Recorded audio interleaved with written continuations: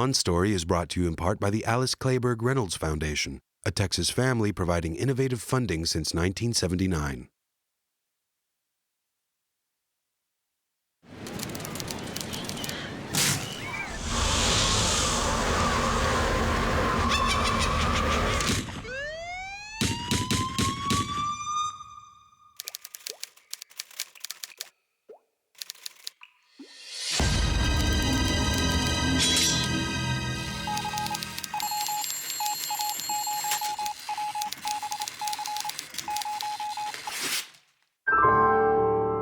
On Story, presented by Austin Film Festival, a look inside the creative process from today's leading writers and directors. This week's On Story, a conversation with Star Trek, Amazing Spider-Man 2, and Transformers' Roberto Orci. The writer-director behind Brick and Looper, Rian Johnson. And Donnie Darko's writer-director, Richard Kelly.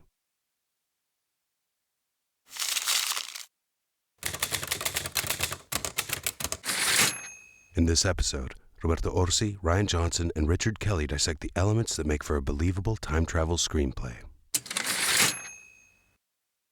When you're dealing with like a big science fiction trope like time travel, you need to define the parameters for how it suits your story. You know, Right.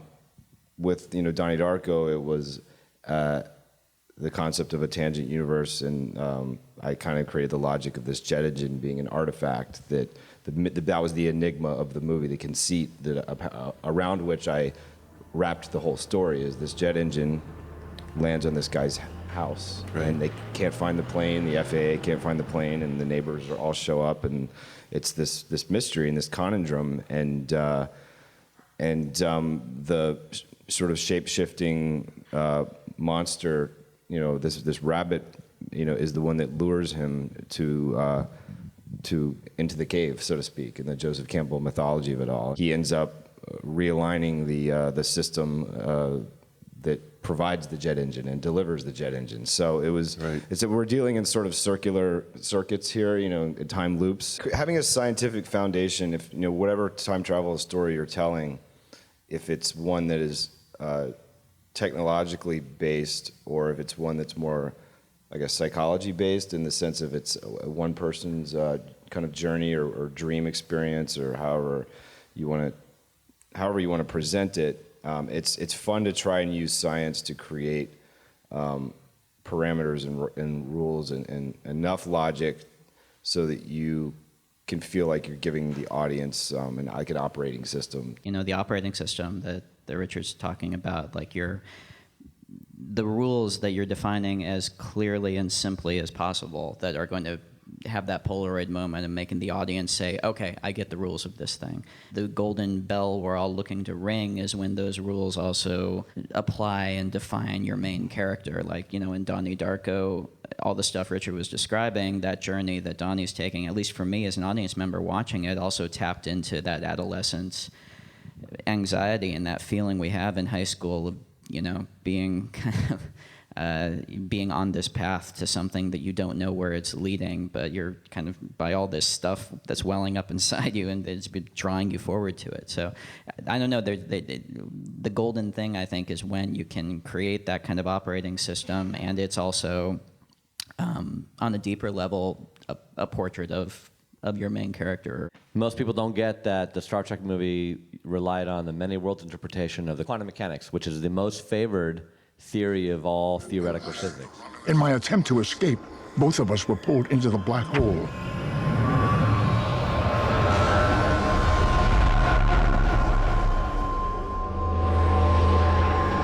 Nero went through first. He was the first to arrive.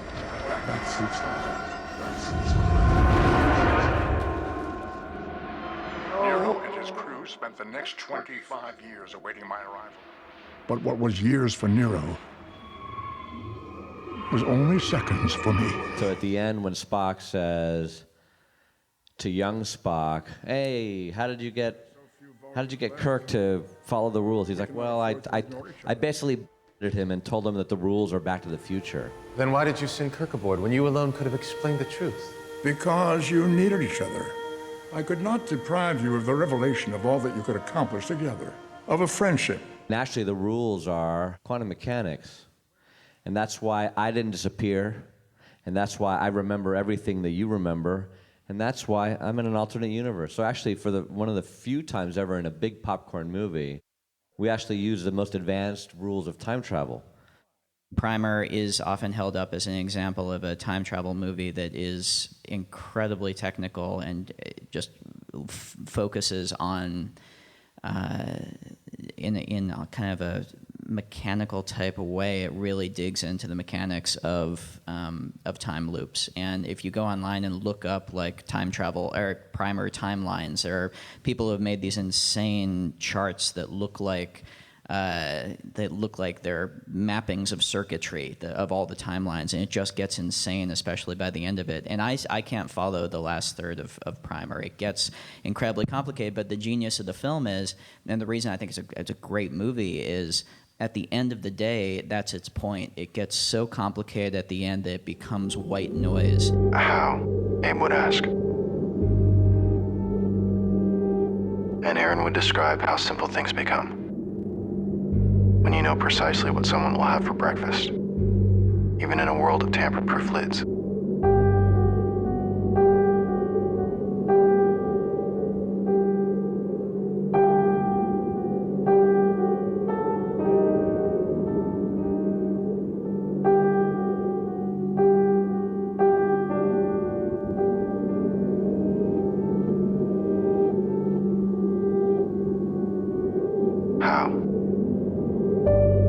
That's where I would have entered the story, or exited, depending on your reference.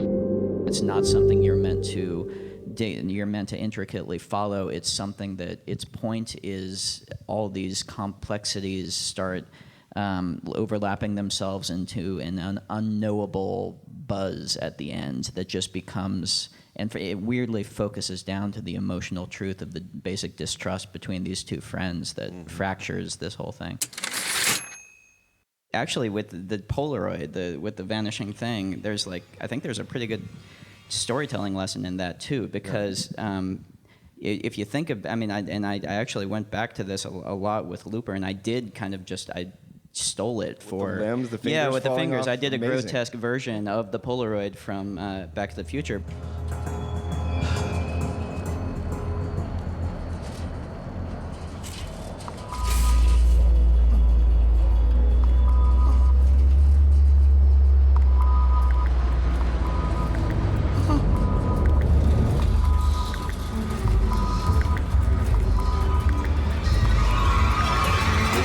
But the thing is, if you think about that Polaroid, logic-wise, they always sink into the quagmire of talking about time travel logic. It makes absolutely no sense at all. There's no reason why the photoshopped version of that Polaroid should start disappearing, fading out limb by limb. If he was actually changing of course, the Polaroid never would have been taken or something, but it's genius because it makes perfect narrative sense. You instantly get it and you connect with it to the point where you just completely go with it. And I think that's in a storytelling sense, the important thing with time travel. Like Richard was saying, it's never going to exist. It's more of a fantasy element than a science element. And so you just have to create a structure in which the way that you're using it as a storytelling tool makes sense, I think. Funny you mentioned Peggy Sue Got Married. Just some of the aesthetics of that film I thought were wonderful. But in terms of Kathleen Turner's character, she goes to her 20-year reunion, I believe, and she passes out and she wakes up and she's back at her... Back in 1956. Yeah.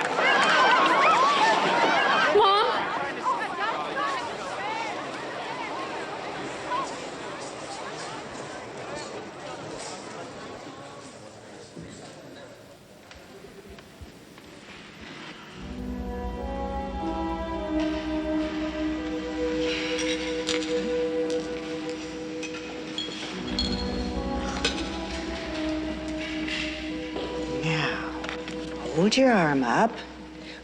Would you like your Twinkie now? The log line is not about time travel. You use this time travel to say, what if I could look at my husband differently? What if I could reevaluate the way that I fell in love, and that is a great way to think of a story, and that's why I think that movie, if you're a science fiction aficionado, is maybe not like, oh, hey, where's the DeLorean? On the other hand, it's actually for a good reason. I'm going to look at my husband another way. I'm going to see the moments that I fell in love with him in a different way. That's a great use of time travel, and that's why that movie to me is of great value. Bringing up Philip K. Dick, Minority Report, and what Scott Frank did in adapting that story, that was a very, very ambitious idea. The idea of the precogs and Samantha Morton and the other, I don't know the other actor. Was it two women? Or I think so. The idea of the precogs and anticipating the pre-crime unit and that, in the sense of being a time travel concept in terms of the consciousness of the precogs projecting onto these screens, you know, a crime that was going to happen in the next hour and rushing to prevent it. You know, that again is another conception of time travel in a way. You know, whereas the characters aren't. That's dealing more in premonitions and sort of psychic premonitions. But again, clairvoyance. It's clairvoyance. Travel, like clairvoyance can be a form of time travel. I think that's all true. I think there's also a dimension of it where it's there is something also really relatable and very human and down to earth about it, because, you know, in a way we're most of our day is spent time traveling in a way, you know, just through memory and through hopes about the future. I mean, we live most of our lives in our minds either revisiting the past or thinking about the future. And so time travel in stories gives you that great kind of, you know, the carrot and the stick that a lot of sci-fi and fantasy gives you, of giving you the wish fulfillment of that perfect day that you always revisit, or that day that you always revisit in your mind and think, if only I had, you know, done X, it would have been great. It gives you the wish fulfillment of if you could actually do that, and then it gives you kind of that satisfying stick to the hand of it rarely ever turns out well if you could, in your place is in the present, and you should just focus on, you know, living your life. Why are you telling a time travel story? Don't do it for the gimmick. Do it for, wow, I'm going to hang out with my dad and find out he was a greater man than I thought he was. Or I'm going to hang out with my grandfather and find out whatever. That's the reason to do it, not because you're so clever with the rules. The rule, you know, there's different theories of time travel. For me, at least, it really did help to think of time travel as much more the way you would think of a fantasy element than than an engineering thing. And in that, you know, with the spells in Harry Potter, or you know, the logic of the ring in the Lord of the Ring trilogy, you are creating the logic for it, realizing that, and that's very liberating, I think, as a storyteller, to realize that you're creating your own system. You're not bound to tie it down to earth of what we know to be true about time travel, because we know nothing to be true about time travel. The only thing that matters is within the confines of your story, can you define it in a way that makes sense and serves your characters? It's easy to fall into the trap of the logic of time travel. Yeah. And yes, the logic of time travel matters, and we want to be strict to it, but only to the degree that it services what you want to see. If I want to see him fall in love with her and go there and sacrifice for each other, then I don't care what the rules of time travel are. I'll bend the rules of time travel to make that work. That's what matters, in my opinion. It's easy to get caught in the logic, and the logic matters, but only as far as it's taking you somewhere with the characters. Yeah. And it's easy to avoid character by pretending that you're sticking to the laws of time travel, the laws of physics. Right. It's emotional logic. That's what you're looking for in screenwriting. If a computer could write a screenplay, they would. And they're going to sooner or later, but we're going to be the last to be replaced because screenwriting is actually, the rule is when to ignore logic. That is a screenwriter's job. You've been watching a conversation with Roberto Orci, Rian Johnson, and Richard Kelly on Story.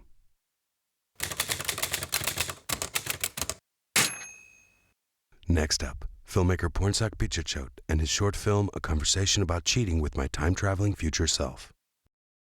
Hi, I'm Pornsak Pichetshote. I'm the writer and director of A Conversation About Cheating with My Time-Traveling Future Self. For me, it was this idea of you go through your 20s and you're constantly trying to figure out who you want to be. And as a writer, you try a little bit of this and try a little bit of that and a little bit of that. And you hit around 30 and you realize, oh, I am kind of the person I am. I kind of went through all that and I'm kind of settled now. The flip side of that is you have this moment in your mid-30s where you're kind of like, is this it? Is this my entire life? And that is what I found talking to friends is where the impulse to cheat comes from, because then it starts like, I don't want this to be my life and I don't know how to change any of this. The only thing I seem to be able to change is the person I'm sleeping with. And that was really what was interesting to me about trying to say and trying to explore through the film. I like the idea of a genre piece that kind of does what genre does, which is make us look at the real world in a new light, and doing that with something very specific, something very small, and something very adult. So in this particular case is why someone would cheat, and it all had less to do about the relationships and more had to do with the cheaters' relationships with their lives and how happy they were in their life. Coming up is my short film, A Conversation About Cheating with My Time-Traveling Future Self. I really hope you like it, and thank you so much for watching.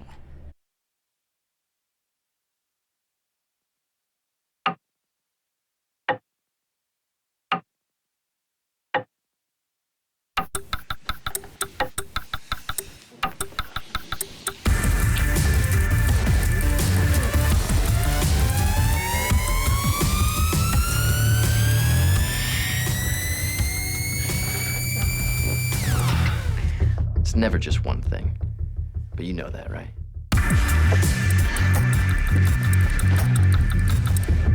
It's not just one big thing or one small thing.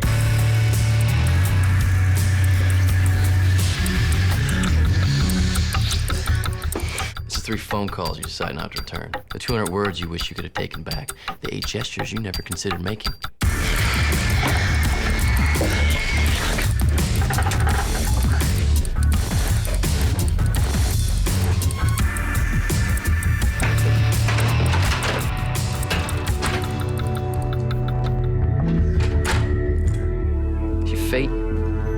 Fate's just a touchy-feely word for the fact that the directions our lives take are made up of thousands of small decisions. And never just one big one. But what am I telling you that for, huh? I mean, like I said, you know that, right? What are you doing here? Because there is just one big moment, and this is it. I have traveled exactly 1 year back in time to tell you that you have to cheat on your girlfriend with that slut in the other room.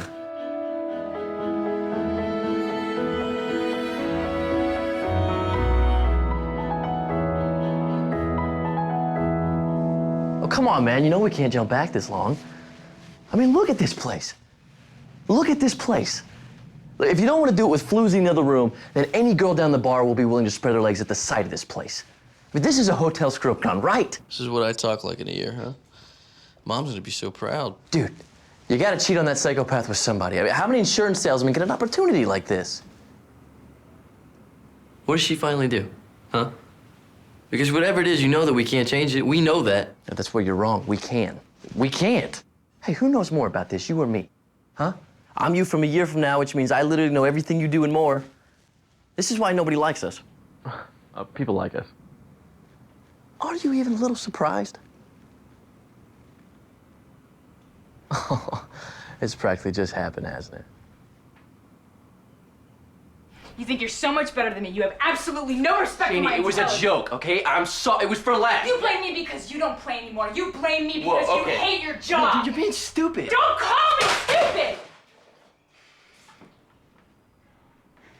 That was the exact second that she realized, deep down, you've been cheating on her. No, I've never cheated. You were just sucking that girl's face off. I stopped. Oh, you stopped. You stopped. You've been dating this girl for 3 years. Happens every couple months. Just stop stopping yourself. Just shut up. Oh, just go for it already. Just stop.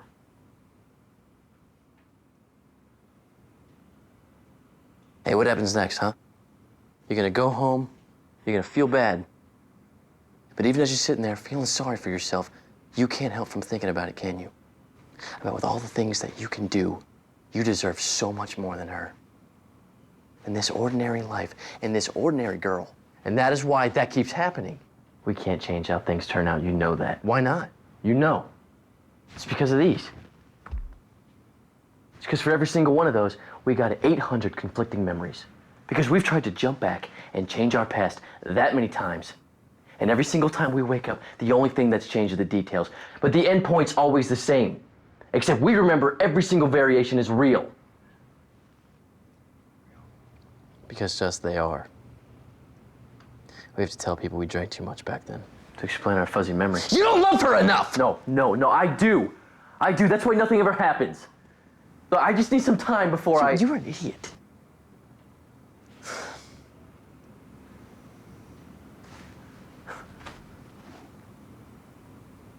What did she do? Did she cheat or she leave? Huh? Huh? She dies.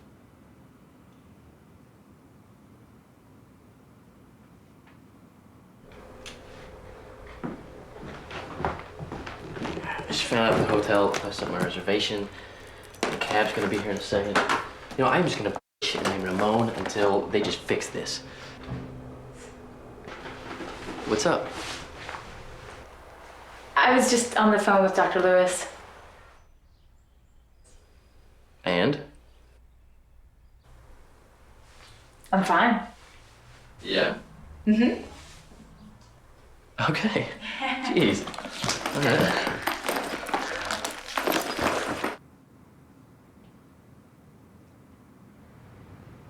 Black suit. Black suit. Test results came back sometime yesterday. She didn't want you to worry until she was sure. She didn't want to worry. Why didn't you just tell me? What is wrong with you? Why would you try to get me to cheat? You were an idiot. Because if I would have told you, you would have spent the next year of your life wondering if you stay with her out of some sense of pity. I would not. You would have never trusted me to tell you. I would have trusted myself. You never have. Why do you think you're so unhappy?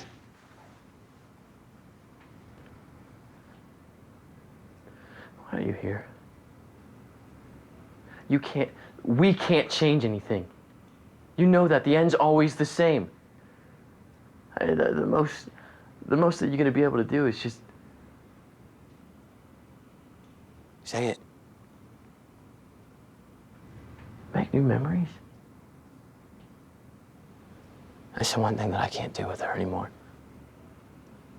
But you can. I buried her today. She's gone. She's gone. But every time I come back, I'm keeping her alive. So every time you do something different or something new, you're giving me a new memory. So I'm gonna keep coming back, and I'm gonna keep changing things. Until when? I don't know, it's the 15th time I've done it today. That's insane. That's your future. Or maybe not. Maybe not. Maybe this time we change things. Maybe you run. Maybe you spare us. I mean, why would you want to go through with this? Huh? Why would you want to deal with this? It's okay. I'm here. I'm here. What can we do for her? What do we have to give? Oh, we have time. Yeah, we got time. We got time. We got time.